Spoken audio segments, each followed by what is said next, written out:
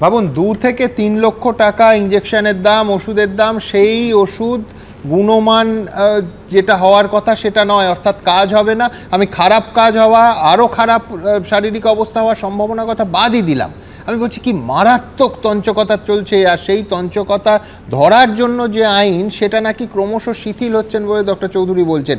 যে drug rule reform করে jail অংশ বাদ দেওয়া হয়েছে বলছেন। ড্রাগস অ্যান্ড কসমেটিক্স রুলস যেটা শেষবার অ্যামেন্ডমেন্ট হয়েছে, এর আগে যদি কোনো কোম্পানি কোনো স্পুরিয়াস ড্রাগ তৈরি হতো, তার ওষুধ যদি ধরা পড়তো, তাহলে তার জেল হাজতের একটা ক্লজ ছিল। একদম সেই জেল হাজত সরিয়ে তার ফাইন বা এইটুকু রেখে দেওয়া হয়েছে। অর্থাৎ এই যে বেপরোয়াভাবে জাল ওষুধ বাজারে রমরমা হচ্ছে, এই সাহস পাওয়ার একটা উৎস ওখান থেকেই আসছে। কি হবে, আমি ফাইন দেবো, ঘুরিয়ে ফিরিয়ে দাঁড়াচ্ছে যে আমি টাকা কামাবো, কিছু টাকা দেবো, আর মানুষের জীবনের দাম আমার কাছে তার কোনো মূল্যই নেই। এই কোট আনকোটের মধ্যে আজকে ওষুধ, তার ব্যবসা, পুরো জিনিসটা জড়িয়ে যাচ্ছে।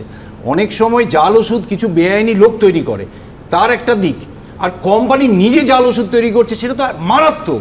আমরা বাজারে গিয়ে একটা ব্র্যান্ডেড ওষুধ কিনছি, হতে পারে সেটা কেউ স্পুরিয়াস তৈরি করেছে, সেটা একটা অন্য দিক, কিন্তু কোম্পানি নিজে তার গুণমান মেনটেন করবে না, এটা তো মারাত্মক আমাদের কাছে। আজকে আমাদের স্বাস্থ্য, জীবন কোথায় দাঁড়িয়ে আছি আমরা। রিঙ্গাল্যাক্টেড হচ্ছে আমাদের বডির মোস্ট ফিজিওলজিক্যাল স্যালাইন, এবং এই যে এত রিয়াকশন এত কিছু হচ্ছে না, খুব দুর্ভাগ্যবশত ব্যাপার, আরএল এই আইভি ফ্লুইডটা না আমরা বডি ইউজই করতে পারি না। যখনই কাউকে দেওয়া হচ্ছে, ইটস লাইক অনেক লম্বা ঘটনা, অনেক বছরের ঘটনা আমি বলবো রাদার। যখনই দেওয়া হচ্ছে রিয়াকশান হচ্ছে, পেশেন্টের জ্বর চলে আসছে, এবং আমি খুব মানে ফ্র্যাঙ্কলি বলছি, আমাদের ওয়ার্ডে কোনো পেশেন্টের জ্বর এলে সবার আগে আমরা দেখি পেশেন্টের আরএল চলছে কিনা।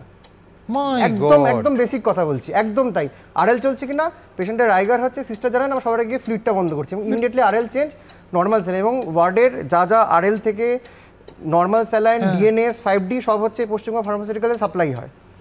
এবং নট অনলি এটা তো দর্শকদের বলি যে আপনি এসএসকেএম হাসপাতাল, রাজ্যের সব থেকে বড় সরকারি হাসপাতালের সঙ্গে যুক্ত, সেইখানকার আপনার অভিজ্ঞতা বলছেন এই রকম। কারণ এই প্রোডাক্ট তো সব হাসপাতালে সাপ্লাই হচ্ছে, পশ্চিমবঙ্গ সরকার যে কোম্পানি থেকে প্রোডাক্ট দিতে সব সরকারি হাসপাতালে সাপ্লাই হচ্ছে। এবং সেটা শুধু আজকে ম্যাটারনাল মর্টালিটি হয়েছে বলে চারদিকে তো আলোড়ন হচ্ছে, অনেক এমন মর্টালিটি তো হয়েও গেছে, সেটা ডিটেক্ট হয়েছে অন্য কোনো কারণ মনে হয়েছে, বা সেটা তো আমরা ভাবিও নি, না হয়তো রোগীর পরিবার বুঝতে পারেননি, ডাক্তারবাবু বুঝতে পারেনি, হতেই তো পারে, কথা সামনে আসে। আরএল ইউজ করা একদম জেনুইনলি বলছি ভীষণ রিস্কি এখনকার দিনে। আমরা আরএল এর জায়গায় রিলেটিভলি এই কোম্পানির এনএসএ রিঅ্যাকশন একটু কম হয়। আরএল দেওয়া হচ্ছে মানে এমন সময় ওয়ার্ড এরকম হয়, যদি 10টা পেশেন্ট থাকে, 10টা পেশেন্ট একসাথে জ্বর আসছে, হয়তো স্টেবল পেশেন্ট ছিল, ছুটির প্ল্যান ছিল, কাল বা পরশু ছুটি করে দেবো, সবার জ্বর চলে এসছে, কারণ আরএল চলেছে। মানে এটাই মজার ব্যাপার যে আরএলটাই হচ্ছে মোস্ট ফিজিওলজিক্যাল স্যালাইন, আইডিয়ালি সেটাই আমাদের ম্যাক্সিমাম ক্ষেত্রে ইউজ করা উচিত। এবং সেটা সত্য আজকে আরএল নিয়ে হচ্ছে, আমি খুব অবাক হব না আজকে থেকে কয়েক বছর বাদে হয়তো আপনি কোনো ওষুধ নিয়েও পাবেন। প্রচুর এরকম হয়, পেশেন্টে ইনফেকশন হয়ে আছে, কাউন্টস প্রচুর বেশি আছে, অ্যান্টিবায়োটিক দেওয়া হচ্ছে, কিছুতে জ্বর কমছে না, কিছুতে কাউন্ট কমছে না, কিছুতেই কমছে না। নট অনলি দ্যাট, সেটা শুধু রেজিস্ট্যান্ট ইনফেকশন থেকে হচ্ছে, কারণ যে অ্যান্টিবায়োটিকটা আমরা তো যেটা সাপ্লাই পাচ্ছি সরকারি হাসপাতালে সাপ্লাই করছি, সেটাই দেওয়া হচ্ছে। ম্যাক্সিমাম টাইমে দেখা যাচ্ছে হয়তো সাথে রেসপন্স আসছে না। এবার আমাদের পক্ষে তো আর পসিবল না, সেটা গরিব মানুষ আসছে, তাকে দিয়ে কিনিয়ে সেটা দেওয়াটাও বেআইনি, আর দ্বিতীয় কথা দেওয়া পসিবল। আপনারা রিফিউজ করতে পারেন যে এই ওষুধ আমার সন্দেহ হচ্ছে, এটা আমি দেবো না, স্টপ হিয়ার।